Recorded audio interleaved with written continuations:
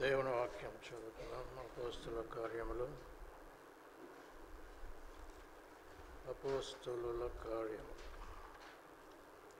13వ అధ్యాయం.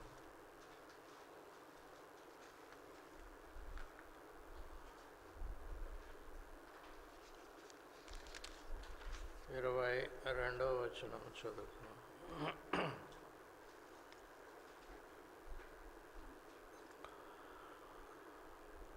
అపోస్తుల కార్యములు 13వ అధ్యాయం 22వ వచనం. తరువాత అతన్ని తొలగించి దావీదును వారికి రాజుగా ఏర్పరచెను. మరియు ఆయన, నేను యెషై కుమారుడైన దావీదు, నా ఇష్టానుసారుడైన మనుషుడు, అతడు నా ఉద్దేశములన్నీ నెరవేర్చునని కనుగొంటునని చెప్పి అతని గూర్చి సాక్ష్యం ఇచ్చాను. ప్రార్థన చేసుకున్నాం. పరిశుద్ధుడు అయిన తండ్రి, కృపగల దేవ,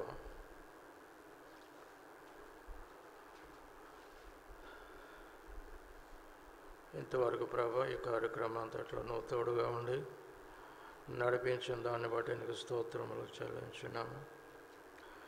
వాక్య ధ్యానమును కూడా ఆశీర్వదించండి ప్రభా. మేము గ్రహించుకొనగలుగుటకు మా హృదయములు తెరవండి ప్రభా. మాతో మాట్లాడండి. ప్రతి ఒక్కరిని దర్శించండి. ప్రతి ఒక్కరికి కూడాను ప్రభా నీ దేవుని ఆశీర్వాదము పొందుకొనలాగిన కృప చూపండి. ప్రతి విధమైన వ్యతిరేకతను ఈ స్థలంలో ఉండి తొలగించి వేయండి ప్రభా. నీ దేవుని ఆశీర్వాదము దయచేయండి. ప్రతి ఒక్కరము పొందుకొనలాగిన కృప చూపమని యేసు క్రీస్తు పరిశుద్ధ నామమున వేడుకొంచున్నాం తండ్రి. ఆమేన్.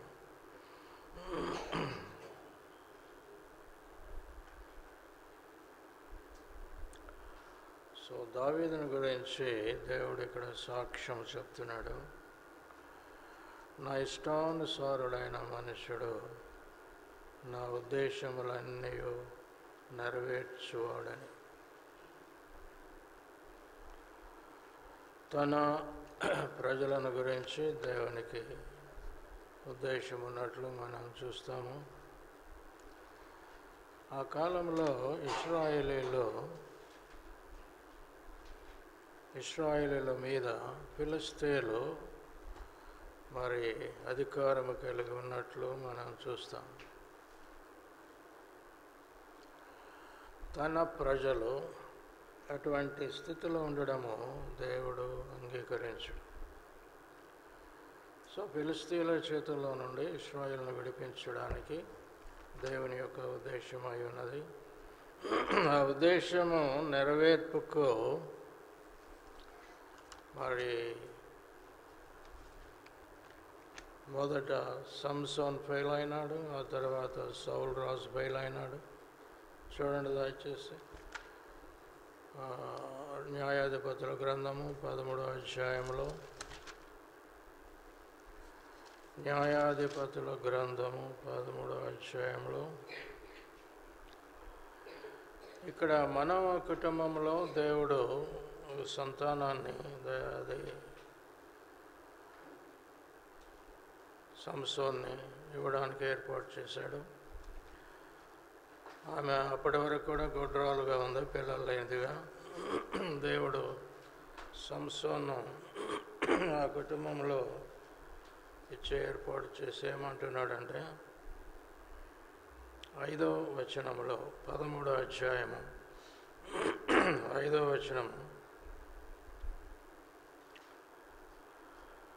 నీవు గర్భవతివై కుమారుని కందువు, అతని తల మీద మంగళ కత్తి వేయకూడదు. ఆ బిడ్డ గర్భమున పుట్టినది మొదలుకొని దేవునికి వ్రతము చేయబడిన వాడై ఫిలిష్తీయుల చేతిలో నుండి ఇశ్రాయేలీయులను రక్షింప మొదలుపెట్టెను అని ఆమెతో అనగా, అది దేవుని యొక్క ఉద్దేశం. తన ప్రజలు ఇంకొకరికి దోసులుగా ఉండకూడదని. మరి సౌలు గురించి కూడాను మనం చూస్తాము. మొదటి సమూయేలు గ్రంథము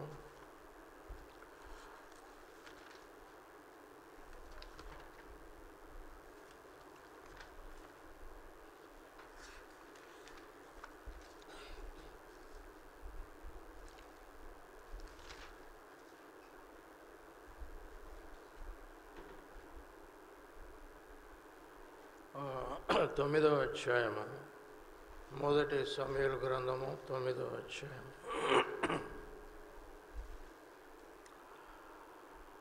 16వ వచనం చదువుకున్నాం. 16వ వచనం, ఎట్లనగా నా జనుల మొర్ర నా ఎదుగు వచ్చును, నేను వారిని దృష్టించి ఉన్నాను. కాగా ఫిలిష్తీయుల చేతిలో నుండి నా జనులను విడిపించుటకై నా జనులైన ఇశ్రాయేలుల మీద వానిని అధికారినిగా అభిషేకించుటకు గాను రేపు ఈ వేళకు నేను బెన్యామీను దేశంలో నుండి ఒక మనుషుని నీ వద్దకు రప్పించుదను అన్నాడు. అదే సౌలు అన్నమాట. సో సంసోను కానివ్వండి, సౌలు కానివ్వండి, దేవుని యొక్క ఉద్దేశం ఏంటంటే తన ప్రజలు ఇంకొకరికి దాసులుగా ఉండకూడదు. దీన్ని మరి బ్రౌడర్ సెన్స్లో ఆనాడు తన ప్రజలైన యోధులతో మాట్లాడుతూ ప్రభు చెప్పాడు, మేమెవరికి దాసులము కాదే అని వాడు ప్రశ్నించినప్పుడు పౌలు ఏమన్నాడు, ప్రభు ఏమన్నాడు, పాపము చేయవాడు పాపమునకు దాసుడు అన్నాడు. తన ప్రజలు దాసులుగా ఉండకూడదు అని దేవుని యొక్క ఉద్దేశమై ఉన్నది. సో సంసోను కానీ సౌలును కానీ తన ప్రజల మీద మొట్టమొదటి రాజుగా చేయడం, సంసోన్ని వరపుత్రుడిగా ఇవ్వడము, ఫిలిష్తీయుల చేతుల నుండి ఇశ్రాయేలీయులను విడిపించడము దేవుని యొక్క ఉద్దేశమై ఉన్నది. అయితే ఆ ఇద్దరు కూడాను ఆ పని చేయలేదు. ఆ తర్వాత దావీదు వచ్చాడు. దావీదు నా ఇష్టానుసారుడైన మనుషుడు, నా ఉద్దేశములన్నీ నెరవేర్చువాడు అని చెప్పాడు. ఫిలిష్తీయుల చేతిలో నుండి ఇశ్రాయేలును విడిపించినాడు దావీదు. ఇద్దరు కూడా ఎందుకు ఫెయిల్ అయిపోయారన్న విషయాన్ని మనం చూస్తే దేవుడు చెప్పలేదా? చెప్పాడు కదా. ఫిలిష్తీయుల చేతిలో నుండి ఇశ్రాయేలును విడిపించడానికి నీకు కుమారుడిని ఇస్తున్నానని మనోవ భార్యతో చెప్పాడు. ఆ తర్వాత మనోవ భార్య ఇద్దరు కలిసి వెళ్ళినప్పుడు దేవదూత మళ్ళా చెప్పాడు. ఎందుకు సంసోన్ ఫెయిల్ అయ్యాడని చూస్తే దేవుని యొక్క ఉద్దేశము తనను గురించి ఉన్నది అన్న విషయాన్ని ఆయన పట్టించుకోలేదు.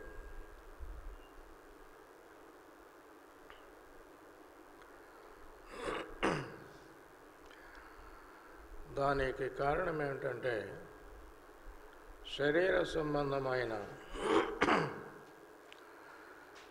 ఆశలతో ఆయన తన జీవితాన్ని ప్రారంభించాడు. సో ఫిలిష్తీయుల ప్రజల దగ్గరికి వెళ్ళి ఒక అందమైన స్త్రీని అక్కడ చూసి ఇంటికి తిరిగి వచ్చి తన తండ్రితో చెప్తున్నాడు, ఫిలిష్తీయుల్లో నేను ఒక అమ్మాయిని చూశాను, ఆమెను నాకు ఇచ్చి పెండ్లి చేయించాను. తండ్రి అన్నాడు, నీ ప్రజల్లో స్త్రీలు లేరనా? నీ బంధువుల్లో లేరనా? సున్నతి లేని ఫిలిష్తీయుల్లో ఒక స్త్రీని నేను పెళ్లి చేసుకుంటానంటే ఏంటంటే ఏమన్నాడు, నాకు ఇష్టమైంది కనుక పెళ్లి చేయండి అన్నాడు. చూడండి న్యాయాధిపతుల గ్రంథము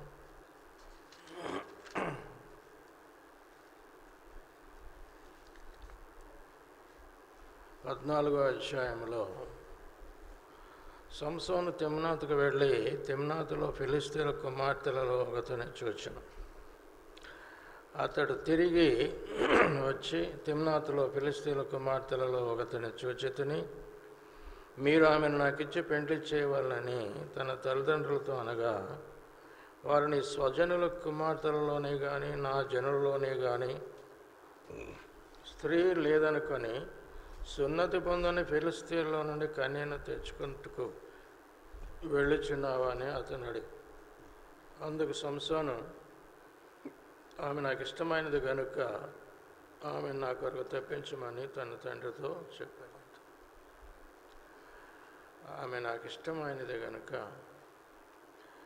దేవుని విషయములను సంసోను ఏమీ లెక్క లేకుండా ఉన్నట్లు మనం చూస్తాం. ఇక్కడ ద్వితీయోపదేశకాండం 7వ అధ్యాయంలో దేవుడు చాలా తేటగా చెప్పాడు.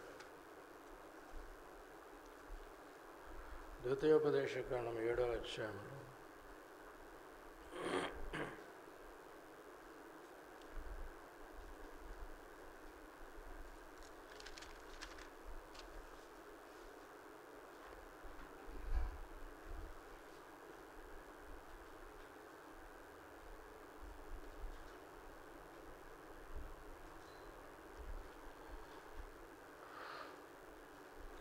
రెండవ వచనం నుండి చూడండి. ద్వితీయోపదేశకాండం 7వ అధ్యాయం 2వ వచనం.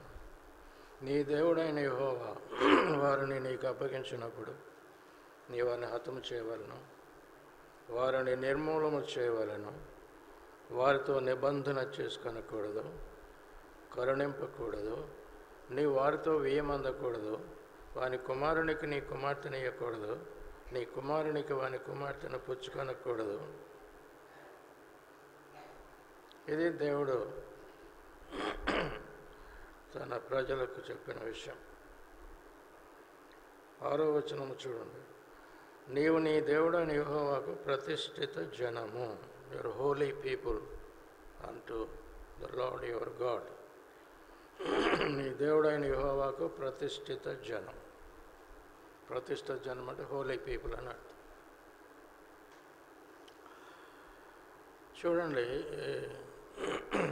చిన్న వయసు నుండి కూడాను బిడ్డలకు బైబుల్ సత్యములు బోధించడం అనేది చాలా అవసరం. క్రైస్తవులు ఈనాడు మనము పరిశుద్ధ జనము అన్న ఆ గ్రహింపు ఉండడం లేదు. ఎందుకంటే వాళ్ళకి చెప్పడం లేదు, ఎవరు కూడా చర్చెస్లో చెప్పడం లేదు, ఇళ్లలో చెప్పడం లేదు. వీఆర్ హోలీ పీపుల్ అన్న విషయం. అందువలన ఎవరిని పడితే ఎవరిని మీరు పెళ్లి చేసుకోకూడదని ఇక్కడ వ్రాయబడి ఉన్నది.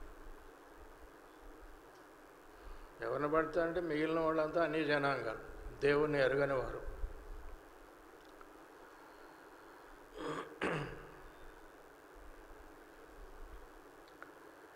కనుక సంసోను ఆ విధముగా చెప్పాడంటే ఈ విషయాలన్నీ కూడాను అతనికి తెలియలేదు, తల్లిదండ్రులు బోధించలేదని మనం అనుకోవాలి. చూడండి, మోషే తల్లిదండ్రుల దగ్గర పెంచబడ్డాడు కనుక మోషేకు వచ్చిన గ్రహింపు ఏమిటంటే మనము హెబ్రీలము, మన దేవుడు యెహోవా దేవుడు. ఆ రెండు ముఖ్యంగా అతని యొక్క హృదయంలో బలంగా నాటబడినవి. అంతే. మనము హెబ్రీలము, మన దేవుడు యెహోవా దేవుడు. ఈనాడు ఎంతమంది మనము మన బిడ్డలము, మనం క్రైస్తవులము, యేసుక్రీస్తు ప్రభు బిడ్డలం, మనము నిజ దేవుని బిడ్డలమని ఆ గ్రహింపు ఉండడం లేదు. ఊరికనే కలిసిపోతున్నారు, అంతే, అందరితో కలిసిపోతున్నారు.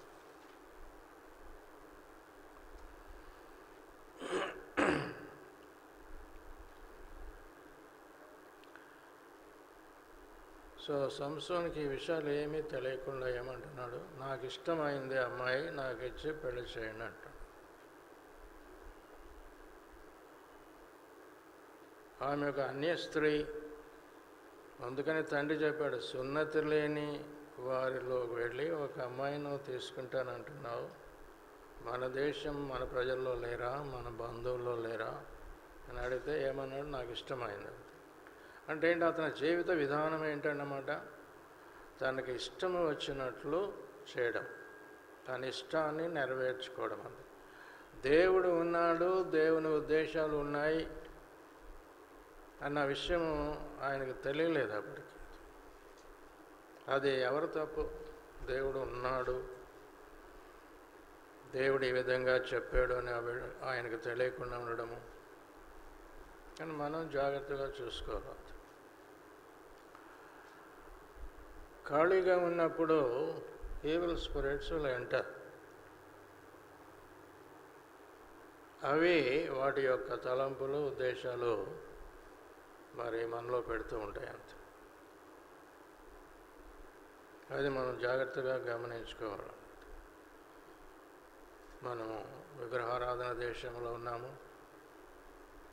ఈ విగ్రహారాధన దేశంలో మనము ఎంతగా పరిశుద్ధ జనముగా మనము జీవించాలి. మీ దేవుడనైన యెహోవానగు నేను పరిశుద్ధుడను గనుక మీరును పరిశుద్ధులుగా ఉండుడి అని ఆయన చెప్పాడు కదా. సో ఈ దినాల్లో ఈ కాన్సెప్ట్ అనేది లేకుండా పోయింది. మనం పరిశుద్ధ జనముగా ఉండాలి. దేవుడు మనల్ని పరిశుద్ధులుగా ఉండడానికి పిలిచాడు.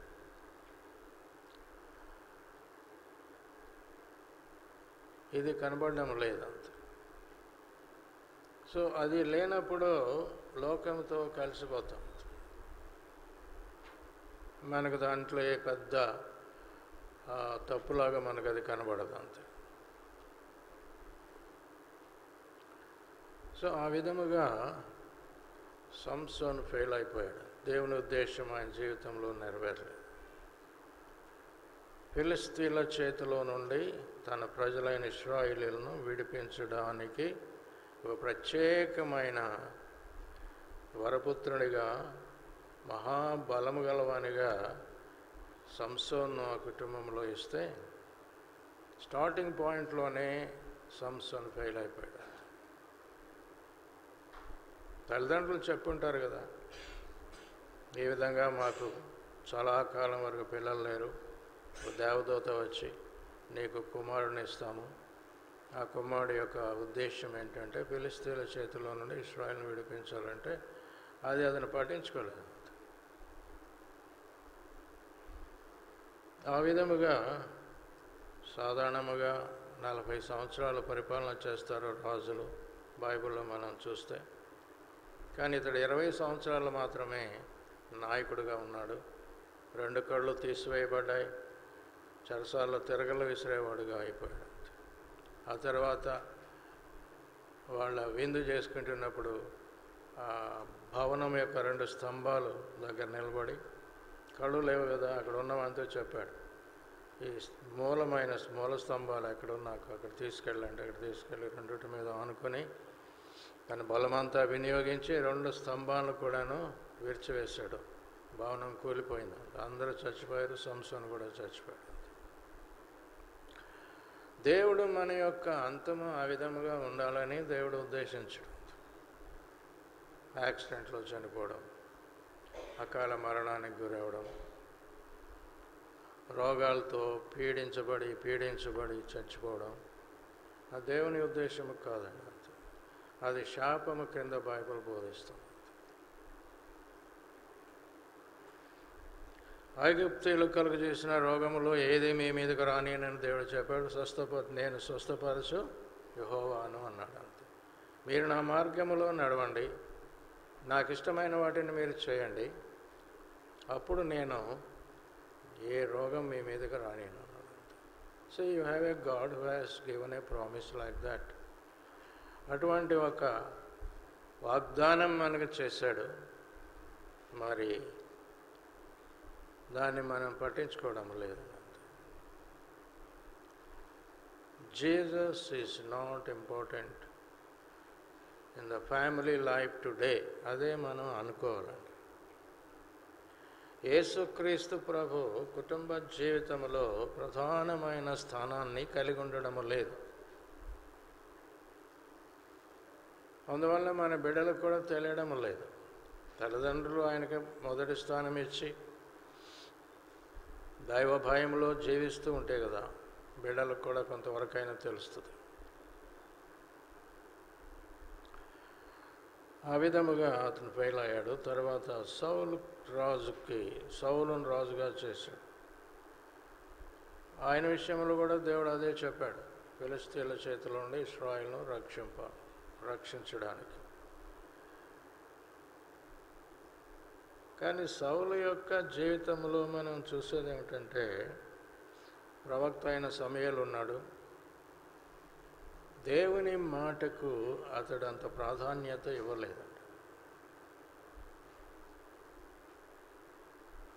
తన స్వంత ఆలోచనలు, ఫిలిష్తీయులు యుద్ధానికి వస్తున్నారు, సైన్యమంతా నా దగ్గర నుండి చెదరిపోతుంది, బలి ఇవ్వకుండా మరి యుద్ధ రంగంలోకి వెళ్తే మంచిది కాదని నేనే సాహసించి బలి ఇచ్చానంటాడు. అంతే, నేనే సాహసించి బలి ఇచ్చాను. బలి యాజకుడు తప్ప ఎవరు కూడా పని చేయకూడదు. సమయంలో ఏమన్నాడు, బుద్ధి లేని పని చేసావు నువ్వు, నీ రాజ్యము నిలవదు అన్నాడు. అంతే. అలాగా అతను తప్పు వెంట అంత ప్రాధాన్యత ఇవ్వలేదు దేవుని వాక్యానికి. తర్వాత అమాలేకీలందరినీ నాశనం చేయమని చెప్తే ఆ రాజును బలిసిన పశువులను అన్నీ తీసుకొచ్చాడు. అంత ఎందుకు ఇలా చేసామంటే మరి ప్రజలందరూ కూడాను ఆ విధంగా చెప్పడం వల్ల నేను చేశానంటాడు. అంత దేవుని మాటకు విలువ ఇవ్వకుండా సౌలు జీవించడం. దాన్ని ఏమన్నాడు సమూయేలు, తిరుగుబాటు చేయుట సోదె చెప్పు పాపముతో సమానం, మూర్ఖతను అగపరచుట మాయా విగ్రహములు గృహ దేవతలను పూజించడంతో సమానం. దేవుని మాటకు తిరుగుబాటు, దేవుని మాటను మనం వినకుండా ఉంటే తిరుగుబాటు చేయడం అవుతుంది, రెబలియన్. తిరుగుబాటు చేయుట సోదె చెప్పు పాపంతో, విచ్ క్రాఫ్ట్తో సమానం అన్నాడు.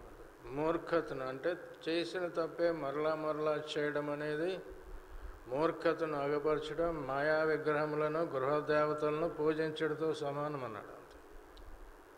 ఒకసారి చదవండి, 1 సమూయేలు గ్రంథము 15వ అధ్యాయము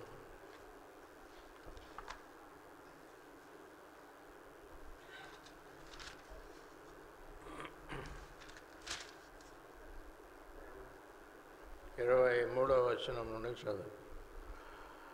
తిరుగుబాటు చేయుట సోది చెప్పుటైన పాపంతో సమానము, మూర్ఖతను అగపరచడం మాయా విగ్రహములను గృహదేవతలను పూజించడంతో సమానం. సో ఎంత సీరియస్ ఇది మనం ఇక్కడ గ్రహించుకోవాలండి. దేవుని దృష్టిలో చేసిన తప్పే మరలా మనం చేస్తూ ఉంటే దాన్నే మూర్ఖతను అగపరచుట అంటారు. మాయా విగ్రహములను గృహదేవతలను పూజించుటతో సమానం. యెహోవా ఆజ్ఞను నీవు విసర్జించితివి గనుక నీవు రాజుగా ఉండకుండా ఆయన నిన్ను విసర్జించు. మొట్టమొదటి రాజ్యం పోయింది, ఇప్పుడేమో రాజుగా ఉండే ఆ పొజిషన్ కూడా పోగొట్టుకున్నాడు. ఆ తర్వాత యుద్ధములో అతని వారందరూ ఒకే దినమున మరణించారు. ఇశ్రాయేలు మీద రాజుగా ఉండి పరిపాలన చేయవలసిన వాడు భయంకరమైన పరిస్థితుల్లోకి అతడు వెళ్ళిపోయాడు. దేవుని మాట ప్రకారముగా మనము జీవించడము నేర్చుకుంటే దేవుణ్ణి గౌరవిస్తుంటాము, దేవుని ఘనపరుస్తాము. దేవుడు తప్పకుండా మనల్ని కూడా ఘనపరుస్తాడు. ఎందుకంటే ఆయన చెప్పాడు, నన్ను ఘనపరచు వారిని నేను ఘనపరుస్తాను అన్నాడు. అంత నన్ను తృణీకరించు వారు తృణీకరింపబడుదురు అన్నాడు. అంత సో మనం దేవుని వాక్యాన్ని విలువైనదిగా ఎంచి దేవుని వాక్యాన్ని భయంతో వణుకుతో తీసుకొని వాక్య ప్రకారముగా మనము జీవిస్తూ ఉన్నట్లయితే దేవుడు సంతోషిస్తాడు, మనల్ని ఘనపరుస్తాడు.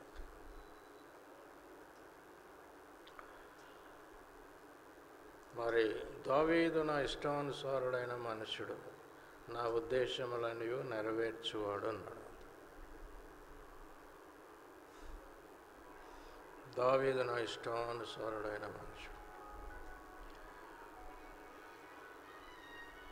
సౌలు తర్వాత రాజుగా చేయడానికి సమూయేలును పంపించాడు దేవుడు యెషయా ఇంటికి. యెషయాకి 8 మంది కుమారులు. ఈ 8 మంది కుమారుల్లో ఆఖరివాడు దావీదు.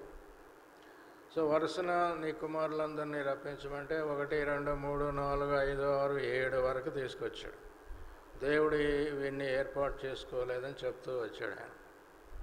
కానీ అక్కడ ఒక విషయం రాయబడింది, మొట్టమొదటి కొడుకు చాలా అందంగా ఉంటాడు, ఎత్తుగా ఉంటాడు, బలంగా ఉంటాడు. సమయాలు చూసినప్పుడు బహుశా ఈ మొదటి కుమారుడే దేవుడు ఏర్పాటు చేసుకున్నవాడేమో అని అనుకుంటుంటే దేవుడు ఏం చెప్పాడు? మనుష్యులు పై రూపమును చూస్తారు కానీ యెహోవా హృదయమును చూస్తాడని చెప్పాడు అక్కడే. సో ఆఖరివాడైన దావీదును దేవుడు చూసి ఇతడే నేను ఏర్పాటు చేసుకున్నవాడని దేవుడు సెలవిస్తాడు సమయం.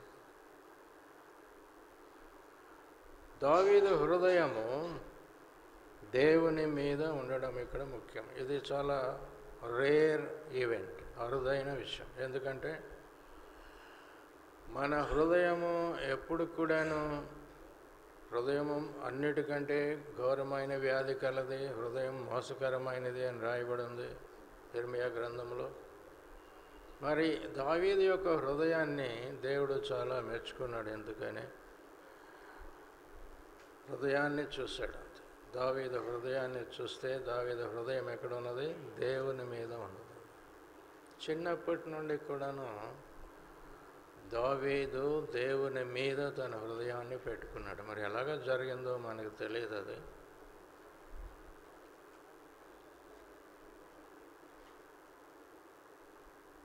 కానీ దేవుడే సాక్ష్యం ఇచ్చాడు కనుక హృదయాన్ని నేను చూస్తాను, మనిషి యొక్క హృదయాన్ని. ఆ హృదయాన్ని మరి మనం భద్రంగా పెట్టుకోవడం అనేది మనకెంతైనా అవసరం. ఇక్కడ చూడండి, సామెతల గ్రంథము 4వ అధ్యాయంలో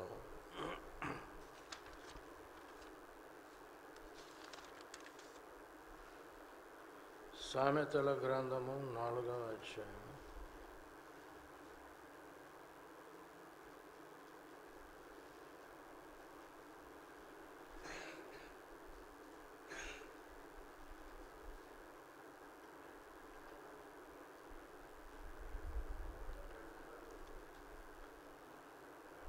8వ వచనం, అది 23.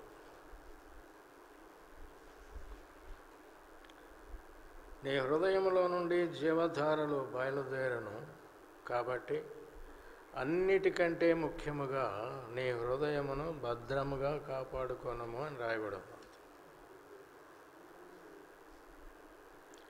అన్నిటికంటే ముఖ్యముగా నీ హృదయమును భద్రముగా కాపాడు. ఎందుకంటే నీ హృదయంలో నుండి జీవధారలు బయలుదేరను కాబట్టి అన్నిటికంటే ముఖ్యముగా నీ హృదయమును భద్రంగా కాపాడుకోవాలి. మనకు అసలు ఈ గ్రహింపే లేదండి. మనకు ఒక హృదయం ఉన్నది, ఆ హృదయాన్ని భద్రంగా కాపాడుకోవాలి అన్న గ్రహింపే ఉండదు. Even for believers you are not practising this. దీన్ని మనము సాధకం చేసుకోవడం లేదు. హృదయాన్ని భద్రంగా ఉంచుకోవడము. హృదయము అన్నిటికంటే మోసకరమైనది, ఘోరమైన వ్యాధి కలది అని చెప్పడంలో నీ హృదయము నిన్ను మోసం చేయవచ్చు, ఎక్కడికెక్కడికో నడిపించవచ్చు. మొదటి రాజుల గ్రంథం 11వ అధ్యాయం చూడండి. సంసోను ఎంతో జ్ఞానము గలవాడని చెప్పబడింది కదా. అయితే ఈ వ్యక్తి ఏమైనాడు? మొదటి రాజుల గ్రంథము 11వ అధ్యాయంలో మొదటి నుండి కొన్ని వచనాలు చదువుతున్నాను.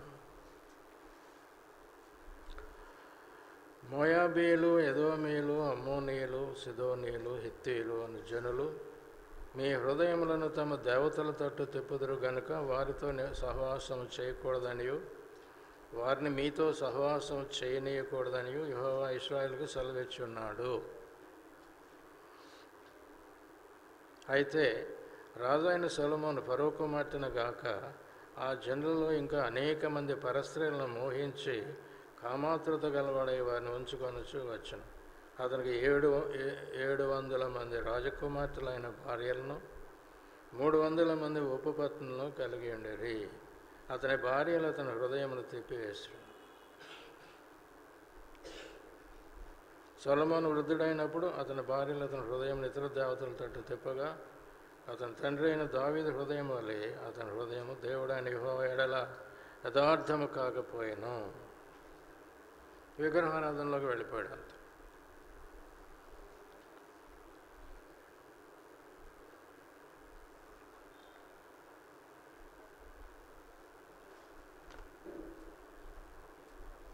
దేవుడు దావీదుని గురించి ఆ గొప్ప సాక్ష్యము చెప్పడంలో, నా ఇష్టానుసారుడైన మనుషుడు, నా ఉద్దేశములన్నీ నెరవేర్చేవాడు. ఆయన ఉద్దేశం ఏంటి? ఫిలిష్తీయుల చేతిలో నుండి ఇశ్రాయేలీయులను విడిపించడం అనేది దేవుని యొక్క ఉద్దేశం. సమూయేలు గ్రంథంలో మనం చూస్తాము, దావీదు ఫిలిష్తీయులను మీద యుద్ధానికి వెళ్ళినప్పుడు దేవుడు అతనికి తోడుగా ఉండి, 8వ అధ్యాయము చూడండి,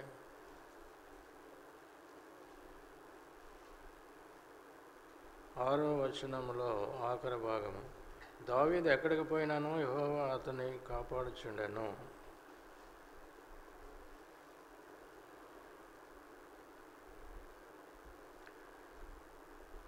దేవుని యొక్క ఉద్దేశాలు మనం నెరవేరుస్తూ ఉన్నప్పుడు దేవుడు మనకు తోడుగా ఉంటాడు. కానీ సమస్య ఎక్కడ వస్తుందంటే, నా జీవితంలో దేవుని ఉద్దేశం ఏంటి అన్న ప్రశ్న ఒకటి వస్తుంది. అంటే ప్రతి వ్యక్తిని గురించి దేవునికి ఒక ఉద్దేశం ఉంటుంది అన్న విషయాన్ని మనం గమనించుకోవాలి. మనల్ని ఊరకనే దేవుడు సృష్టించలేదు, ఒక ఉద్దేశంతో సృష్టించి ఉంటాడు. ఆయన పోలికలో, ఆయన స్వరూపంలో మానవుని సృష్టించినప్పుడు దేవుని యొక్క ఉద్దేశం ఏంటి? ఆదామును ఆయన పోలికలో, ఆయన స్వరూపంలో సృష్టించాడు. దేవుని వలె మహిమ, ఘనత, ప్రభావములు కలిగి మానవుడు ఉండాలి అన్న విషయము మనం చూస్తాం. ఎందుకంటే వారు ఆజ్ఞను ఉల్లంఘించినప్పుడు వారు కళ్ళు తెరవబడ్డాయి, కానీ వాళ్ళు దిగంబరులుగా కనబడ్డారు. వాళ్ళకి అక్కడ ఏముందంటే ఆ మహిమను పోగొట్టుకున్నారు. వాళ్ళు మహిమ చేత కప్పబడ్డారు అంతకుముందు. మీరు అది 8వ కీర్తనలో చూడండి దయచేసి. 8వ కీర్తన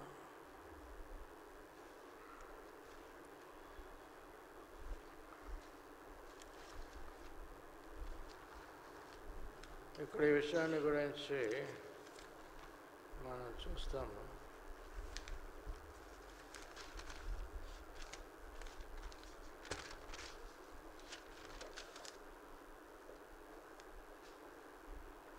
మానవుని సృష్టించడం గురించి ఇక్కడ వ్రాయబడి ఉంటుంది.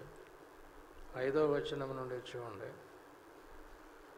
కీర్తనల గ్రంథము 8వ అధ్యాయం 5వ వచనము, దేవుని కంటే వానిని కొంచెం తక్కువ వానిగా చేసి ఉన్నావు, మహిమ ప్రభావములతో వానికి కిరీటము ధరింపజేసి ఉన్నావు, నీ చేతి పనుల మీద వానికి అధికారం ఇచ్చి ఉన్నావు. ఇది మనం చూసి అదంతా పోగొట్టుకున్నాడు. మహిమ ప్రభావములతో వాని కిరీటము ధరించుకుని. కనుక దేవుడు మనల్ని ఆయన స్వరూపంలో, పోలికలో సృష్టించడంలో ఉద్దేశం ఏంటంటే దేవుని వలె మనము జీవించాలన్నది దేవుని యొక్క ఉద్దేశం. అందుకే పరలోకమందున్న మా తండ్రి అని ఆయన మనం పిలుస్తాం. దేవుని వలె మనము జీవించాలి. ఈ భావాన్ని పౌలు ఎఫెసీ సంఘానికి రాస్తూ 5వ అధ్యాయంలో చెప్తాడు. చూడండి, ఎఫెసీలకు రాసిన పత్రిక 5వ అధ్యాయంలో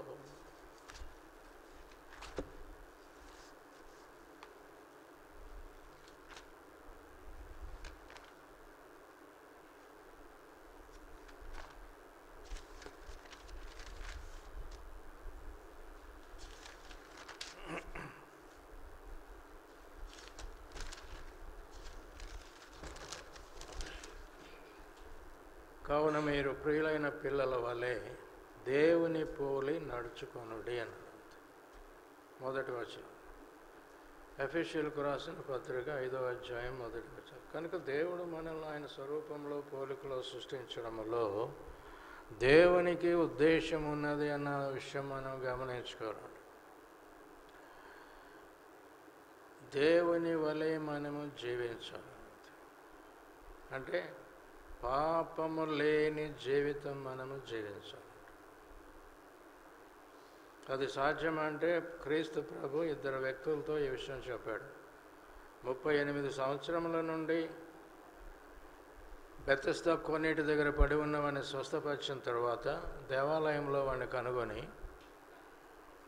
నువ్వు స్వస్థత పొందుకున్నావు, ఇంతకంటే ఘోరమైన వ్యాధిని కలగకుండానట్లు ఇక పాపము చేయవద్దు అన్నాడు. వ్యభిచారంలో పట్టబడిన స్త్రీ విషయంలో కూడా అదే చెప్తాడు. అమ్మ, ఎవరు నీకు శిక్ష విధింపలేదా? నేను కూడా శిక్ష విధింపను, ఇక వెళ్ళి నువ్వు పాపం చేయవద్దు అంటాడు. సో దేవుని ఉద్దేశం మనల గురించి ఏమిటంటే పాపము లేని జీవితం. పాపం అంటే ఆజ్ఞను అతిక్రమించడమే పాపం. దేవుని ఆజ్ఞని అతిక్రమించడం పాపం అవుతుంది. దేవుని ఆజ్ఞని ఎవరు కూడా అతిక్రమించడానికి వీల్లేదు. కనుక పాపము లేని జీవితము మనము జీవించాలని దేవునికి ఉద్దేశం. క్రీస్తు ప్రభు సవాల్ చేస్తాడు, నాలో పాపం ఉన్నదని మీలో ఎవడైనా రుజువు చేయగలడు అంటాడు. పాపము లేని జీవితము దేవుడు మన కొరకు సిద్ధం చేసి ఉంచితే ఆ గ్రహింపు లేకుండా మనం జీవిస్తాం. ఎప్పుడో 30 సంవత్సరాల తర్వాత, 25 సంవత్సరాల తర్వాత, వెరీ ఫ్యూ 40 years తర్వాత మనం మారు మనసు పొందుతాం. అప్పటి వరకు మనకి గ్రహింపే ఉండడం లేదు. అందువల్ల మనం ఎన్ని ఆశీర్వాదాలు పోగొట్టుకుని ఉంటాం, ఎన్ని దీవెనలు పోగొట్టుకుని ఉంటాం. పాపమునకు జీతం మరణం అని రాయడం, శిక్ష పొందుతూ ఉంటాం. ప్రియులారా, our parents are also responsible for this. తండ్రుల దోషం బిడ్డల వడ్లో 3-4 తరముల వరకు వేస్తానన్నాడు. వారు మనల్ని జాగ్రత్తగా హెచ్చరించలేదే విషయాలన్నింటిలో. కుటుంబ ఆరాధన చాలా ముఖ్యమైందండి క్రైస్తవులకు. భార్యాభర్త బిడ్డలు కూర్చొని కుటుంబ ఆరాధన చేసుకొని వాక్యము ద్వారా బిడ్డలకు బోధిస్తూ వారి కొరకు ప్రార్థన చేస్తూ ఉండడము చాలా అవసరం. ప్రతి దినము ఆ విధంగా చేయడము అవసరం. నేర్పుకోవాలి బిడ్డలకు. దేవుడే తేటగా చూపాడే విషయాలు మీ బిడ్డలకు నేర్పుకోండి ఇవన్నీ. కనుక దేవుని వలె మనము జీవించాలి. క్రీస్తును పోలిన జీవితం మనము జీవించడానికి దేవుని యొక్క ఉద్దేశం. ఇది మనం గ్రహించుకోవాలి. దేవుని ఉద్దేశము సరే, రక్షణ పొందిన తర్వాత దేవుని ఉద్దేశం ఏంటి నా జీవితం అన్నది కూడా మనం పట్టించుకోవడం లేదు. రక్షణ పొందారు, అంతే ఉండిపోతున్నారు, అంతే. So this is a very sad thing happening in the fellowship. రక్షణ పొందిన తర్వాత ఏమిటి, what next?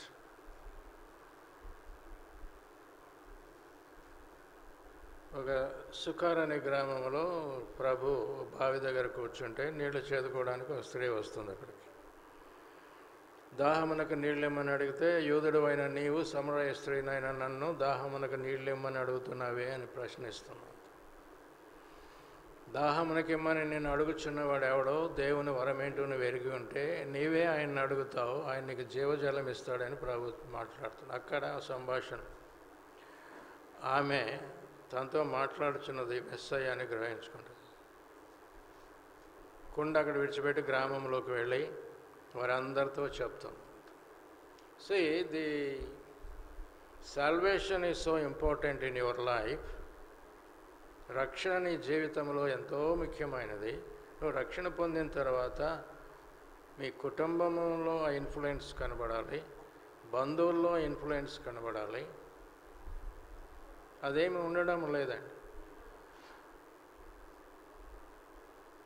Say, if you are a saved person, you should not, మీ బంధువులు ఉండొచ్చు కొంతమంది విగ్రహారాధికులు, you can go and visit them, spend some time, but don't spend a night there where there are idols. విగ్రహాలు అక్కడ ఉన్న చోటన నువ్వు రాత్రి ఉండకూడదు. That is అపవిత్రమైన స్థలం మనకది. Where there are idols, that is an unclean place for the children of God. అందుకు దేవుడు ఏం చెప్పాడు, వాటన్నిటిని నరికేయండి, ఆ బలిపీఠాలను నరికివేయండి, వారి విగ్రహాలను నరికివేయండి, పారవేయండి అని చెప్తున్నాడు దేవుడు. ఇందాక మనం చూసాం కదా, ద్వితీయోపదేశకాండం 7వ అధ్యాయంలో, ద్వితీయోపదేశకాండం 7వ అధ్యాయంలో ఇది రాయబడి ఉంది.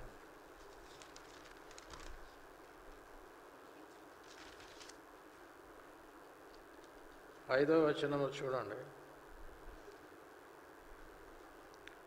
కావున మీరు వారికి చేయవలసిందేమనగా వారి బలిపీఠములను పడద్రోసి వారి విగ్రహములను పగలగొట్టి వారి దేవతా స్తంభములను నరికివేసి వారి ప్రతిమలను అగ్నితో కాల్చువారును. మరి అటువంటి ఇన్స్ట్రక్షన్ ఉన్నప్పుడు బైబిల్లో you are going to your relatives place where still they are Hindus and worshipping idols and you go and sleep there. You are sleeping in an unclean place, a place God hates because there are idols there. అది గమనించుకోవడం లేదు చాలామంది. నేను అడిగాను ఒక యవనస్తుని, మీ అత్తగారు విగ్రహాలను తీసేశారా అంటే, లేదండి విగ్రహాలు ఉంటాయి. So he goes there and spends some nights because wife is there. I told him, don't spend a night in that house where there are idols. You have to understand these things. ఒకసారి నేను శ్రీకాకుళంలో ఒక హోటల్లో రాత్రి ఉండవలసి వచ్చింది. అక్కడ ఒక బొమ్మ ఉంది, వాడు దేవుడు బొమ్మ. కప్పుకోవడానికి దుప్పటి ఉంటుంది కదా, నేనేం చేశానంటే దుప్పటి తీసి ఆ బొమ్మ కప్పేసి పడుకున్నాను. తర్వాత దోమలు ఎక్కువగా ఉంటే వాడు ఇంకొక రూమ్ అడిగితే ఇంకొక రూమ్ ఇచ్చాడు, అక్కడికి వెళ్ళాను. వెళ్ళినప్పుడు ఈ దుప్పటి తీసుకుని వెళ్ళాను. ఆ దుప్పటిని కప్పుకుంటే ఆ స్పిరిట్ వెంటనే నా మీదకి వచ్చేస్తాను. So you have to understand the spiritual things. దేవుడు మనల్ని ప్రత్యేకంగా ఉండమన్నాడు, పరిశుద్ధ జనాంగముగా మనల్ని ఎంచున్నాడు దేవుడు. మనము దాన్ని గమనించుకోకుండా అందరితో కలిసిమెలిసి ఉంటే కుదరదండి. మన భక్తి జీవితము సాగదు ముందుకు, అది మనకు ఆటంకం అయిపోతుందంట. దేవుడు మనల్ని ప్రత్యేకంగా ఉండమన్నాడు, అలాగే మనం ప్రత్యేకంగా ఉండమని నేర్చుకోవాలి. We are special people, holy people in the sight of God. ఆ విధంగానే మనం జీవించాలి. కనుక దావీదు దేవునికి ఇష్టానుసారుడైన మనుషుడు ఎలాగైనాడంటే, దావీదు హృదయము దేవుని మీదే ఉన్నదంతే చిన్నప్పటి నుండి కూడా. That is a special blessing God gave to David. అది కాపాడుకున్నాడు. అందరికీ ఉంటుందా అంటే అందరికీ ఉండవచ్చు. దేవుడు పక్షపాతి కాడు కనుక అందరికీ ఇవ్వచ్చు ఆ స్పెషల్ బ్లెస్సింగ్. కానీ మనకు అర్థమవక పోగొట్టుకుంటాం. ఆయన కాపాడుకున్నాడు దాన్ని. తండ్రి గొర్రెల మందలను తీసుకుని వెళ్ళి అరణ్యాల్లో మేపుతూ ఉండి, ఆ కీర్తనలన్నీ కూడాను ఆయన అడవిలో ఉండి రాసినవే. ముఖ్యంగా 23వ కీర్తన మీరు చూస్తే, యెహోవా నా కాపరి, నాకు లేమి కలగదు, పచ్చిక గల చోట్ల ఆయన నన్ను పరుండొచ్చినదిగా. ఆ గొర్రె మేకలన్నీ కూడాను కాపరి ఎలాగ నడిపిస్తూ ఉంటాడు, అవన్నీ ఆయన చూస్తూ ఆ కీర్తన రాసినాడు ఆయన. సో దేవుని కృప అందరం పోగొట్టుకుంటూ ఉంటాం, గ్రహింపు ఉండదు. పరిశుద్ధ జీవితమును గురించిన గ్రహింపు ఉండదు యవన కాలంలో చాలామందికి. So to some extent parents are deserve blame. కానీ వ్యక్తి కూడాను, మరి నీకు దేవుని గ్రంథం ఉంటుంది, క్రైస్తవ కుటుంబాల్లో బైబిల్ ఉంటుంది, మరి చదవ. మనం ఈరోజు ఒక ఆయన హస్బెండ్ వచ్చి చెప్తున్నాడు, ఇంతకుముందు బైబిల్ చదివేది కాదండి నా భార్య, ఇప్పుడు she is reading the Bible. She is from a Christian family only. చూడండి, తల్లిదండ్రులు ఇన్సిస్ట్ చేయలేదు. ఉదయాన్నే లేచి బైబిల్ చదువుకోవాలన్న అలవాటు లేదు ఇంట్లో, ఆచారంగా కాదు. Because we are Christians, we have to study the Bible. దేవుడు ఏం చెప్పాడు, ఏ విధంగా జీవించాలన్నాడు, ఇవన్నీ కూడా ముఖ్యమైనవి కాకుండా పోవడమే మనకు క్రైస్తవులకు పెద్ద ప్రమాదంగా మారింది దినాల్లో. You are giving more importance to education, children's education, than God.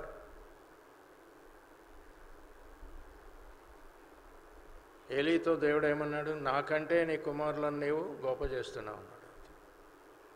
So దేవుని కంటే నువ్వు బిడ్డల ఎడ్యుకేషన్కి ప్రాధాన్యత ఇస్తుంటే అది ఎలా కరెక్ట్? అది వాక్య ప్రకారం ఇవన్నీ కూడా ఉన్నాయి, మనం జాగ్రత్తగా చూసుకోవాలి. కనుక దావీదు నా ఇష్టానుసారుడైన మనుషుడు, నా ఉద్దేశములన్నీ నెరవేర్చుడు. ఎక్కడికి వెళ్ళినా సరే ఫిలిస్తీన్ల మీద యుద్ధం చేసి ఎన్నో యుద్ధాల్లో వారిని ఓడించాడు. మరలా ఇశ్రాయేల్ మీద తిరిగి వాడు యుద్ధం చేయడానికి రాకుండా చేశాడు. అంత ఆయన ఎక్కడికి వెళ్ళినా సరే దేవుడు ఆయనకు తోడుగా ఉండి జయమిస్తూ వచ్చినాడు. మనం ఆయన ఉద్దేశాలు నెరవేరుస్తూ ఉంటే దేవుడు మనతో కూడా ఉంటాడు, మనకి జయమిస్తూ ఉంటాడు. ఆయన ఉద్దేశాలు మనం నెరవేరుస్తూ ఉంటే దేవుడు సంతోషిస్తాడు. అంత దావీదు నా ఇష్టానుసారుడైన మనుషుడు, నా ఉద్దేశములన్నీ నెరవేర్చేవాడు. కనుక మన జీవితంలో దేవుని ఉద్దేశం ఏంటి అన్న విషయం, రక్షణ పొందిన తర్వాత మన జీవితం ఏమైనా ప్రయోజనకరంగా ఉంటుందో, ఇతరులకు సాక్ష్యముగా మనం ఉండగలుగుతున్నామన్నది పరిశీలన చేసుకోవాలి. అంతేగాని మనం అందరితో కలిసి మెలిసి ఉండడం అనేది దట్స్ రాంగ్. రైట్? కలిసి మెలిసి ఉండడం అనేది that's wrong. You are a peculiar people. పరిశుద్ధమైన జనాంగం మనం, పరిశుద్ధ జనము, జీవం గల దేవుని బిడ్డలం మనం. అందరితో కలిసిమెలిసి ఎలాగుంటాం? ఒకసారి విజయవాడలో నేను పనిచేస్తున్నప్పుడు అక్కడ ఆ డిపార్ట్మెంట్కి ఒక అతను వచ్చాడు, తిరుపతి వెళ్ళి వచ్చాడు. ఇంత ప్యాకెట్స్ పట్టుకొచ్చాడు, అందరికీ పంచుతున్నాడు. ఏమిటని అడిగాను. తిరుపతి వెళ్ళానండి, ఈ ప్రసాదం తీసుకొచ్చి అందరికీ ఇస్తాను, don't give it to me అన్నాను. వెళ్ళిపోయాడు, అందరికీ చెప్పాడు. అంత ఇలా ఇన్సల్ట్ చేశాడు ఆయన. వాళ్ళు ఏమన్నా అనుకోనండి, మనకన్నా అవసరం. That is given to A deity, ఒక విగ్రహానికి. ఏ నల్ల విగ్రహం, అది ఏ విగ్రహం అయితే ఏంటి, అది ప్రసాదం కింద వాళ్ళు నమ్ముతున్నారు, మనం మనకివ్వడం ఏంటి? కనుక మనం ప్రత్యేకంగా ఉండడం నేర్చుకోవాలి. దేవునికి ఇష్టమైన వారముగా మనం జీవించాలంటే ప్రత్యేకముగా ఉండడం నేర్చుకోవాలి. ప్రభు ఏం చెప్పాడో చూడండి. యోహాను సువార్త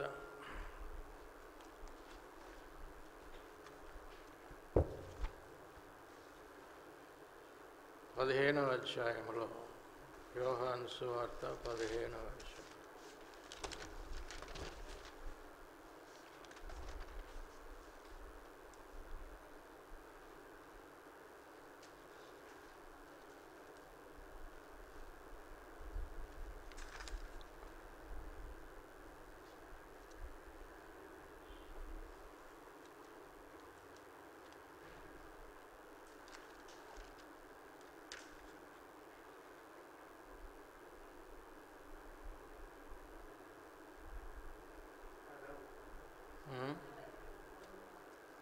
ఏంటుందో ఇక్కడ?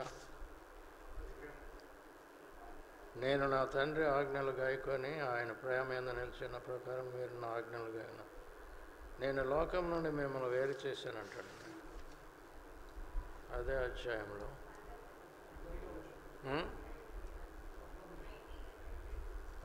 ఎస్, మీరు లోక సంబంధులైన ఎడల లోకం తన వారిని స్నేహించు. అయితే మీరు లోక సంబంధులు కారు, నేను మిమ్మల్ని లోకంలో నుండి ఏర్పరచుకుంటుని. That is it. లోకంలో నుండి మనల్ని ఏర్పాటు చేసుకున్నాడు. ఈ separated us from the world which is govern by the devil. సాతాను పరిపాలించిన ఈ లోకం నుండి మనల్ని వేరు చేశాడు. అందుకే ప్రత్యేకంగా ఉండమంటున్నాడు. మనం దానియేలు ఎందుకు ఆ రాజు బల్ల దగ్గర నుండి వచ్చే భోజనం నేను తీసుకొని అని చెప్పడం కారణం ఏంటంటే that was offer to the idol, there God. మొదట అటువంటిది మేము తినమని చెప్పాడు. అంతే. So you have to keep up your holiness wherever you are. మనము దేవుని బిడ్డలము, జీవము గల దేవుని బిడ్డలము అన్న గ్రహింపు మనకు ఉండడం లేదు, రావడం లేదు. ఆ గ్రహింపు ఉంటే మనకు చాలా మేలండి, ఆశీర్వాదం. అది దేవుడు సంతోషిస్తాడు, దేవుడు మనకు తోడుగా ఉంటాడు. సో ప్రార్థన చేసుకుంటాం.